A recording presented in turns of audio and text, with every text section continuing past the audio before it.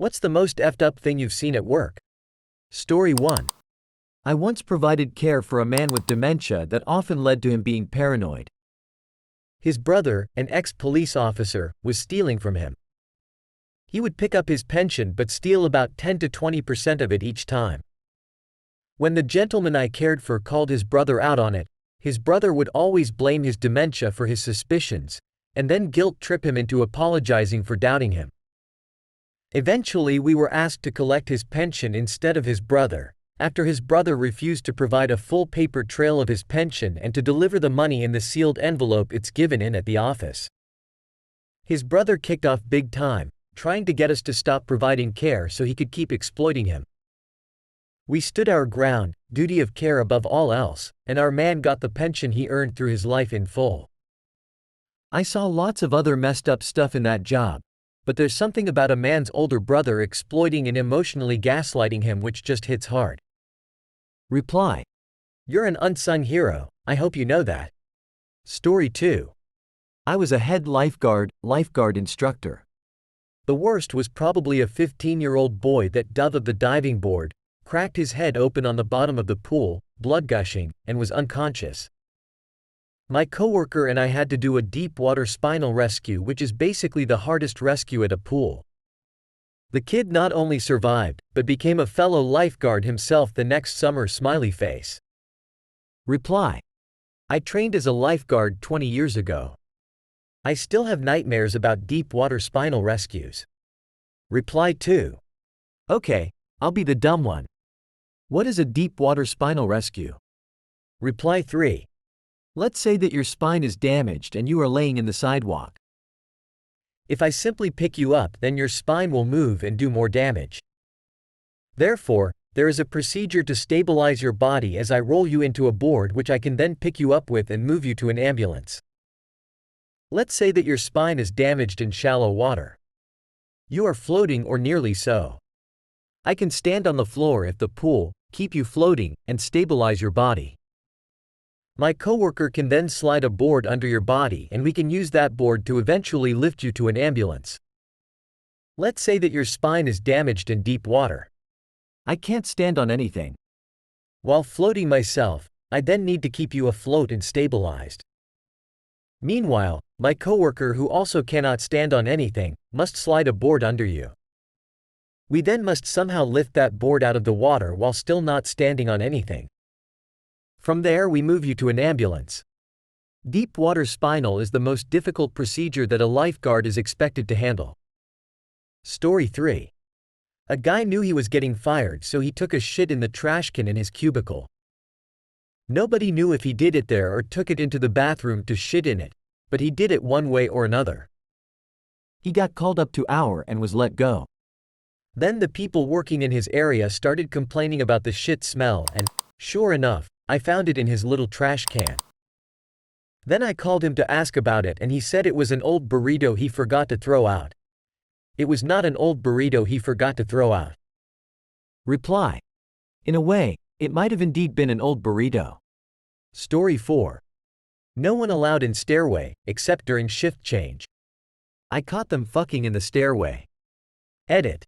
I wrote the comment in a hurry and incomplete. I was the supervisor and caught a couple fucking in the stairway. I sent them home and filled out a report. The next day they were both fired. After they were fired, that's when they higher-ups made and had the sign put up. Reply. Was it during shift change? Reply 2.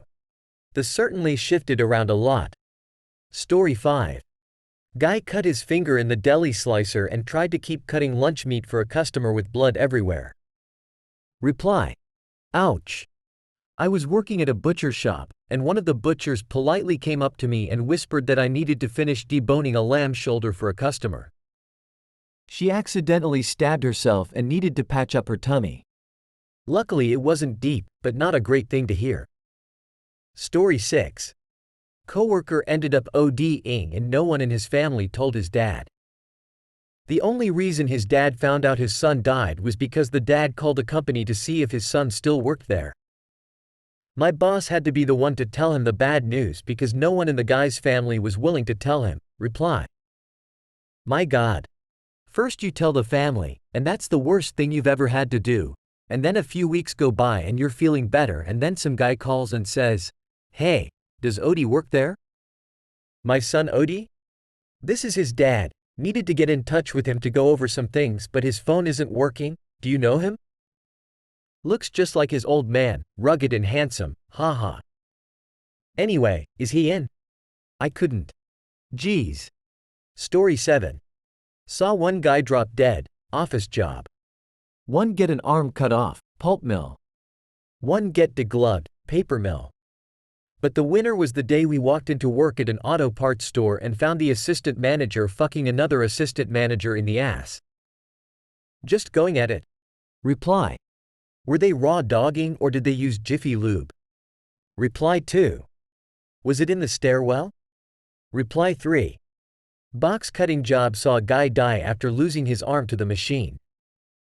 I still to this day don't know how my roommate at the time kept going to work for another few weeks before quitting. We'd go to work stoned off our asses every day. And seeing that guy die was a nope for me.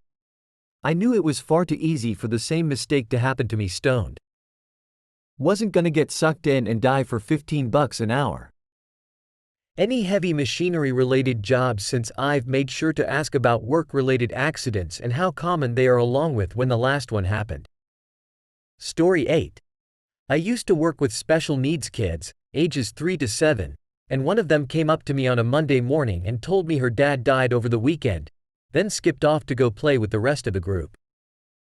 I learned later that day that he had overdosed on heroin, and I'm assuming she hadn't fully understood what being dead meant, and that she thought she might see him again. Reply. The way they process these things is incredible and very sad. I had a client whose mother died and he would say the most heartbreaking things. It's not fair that you have a mother and I don't, being one of them. His mother was very young and died tragically. Story 9. Craned an old grain bin that was cemented into the concrete slab it was on. The bird shit, feathers and carcasses made a firm floor about 2 feet deep. Inside were about 15 pigeons who looked like they never seen the light of day. Some were too fucked up to fly, or too young. One was pink, like bald, and absolutely the offspring of multi-generational incest. They were all fucked up. They couldn't get out because the only place to escape was the cap at the top, which is impossible for a bird to fly vertically through without messing up their flight on the roof sheets. I'm guessing they survived off of the grain left inside it, and cannibalizing the dead. Most farmers in my experience air out the bins and leave ways for birds to escape before we show up to do work. But that was probably the nastiest farmyard I've been in. There were 7 other bins just like it in a row. Story 10. Worked with a guy at a retail store.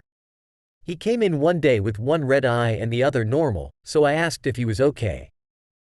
He said yes and said his pet rabbit scratched him while he was playing with it. I didn't think anything of it until about 3 days later when he got arrested, charged with the murder of a pregnant woman and her fetus.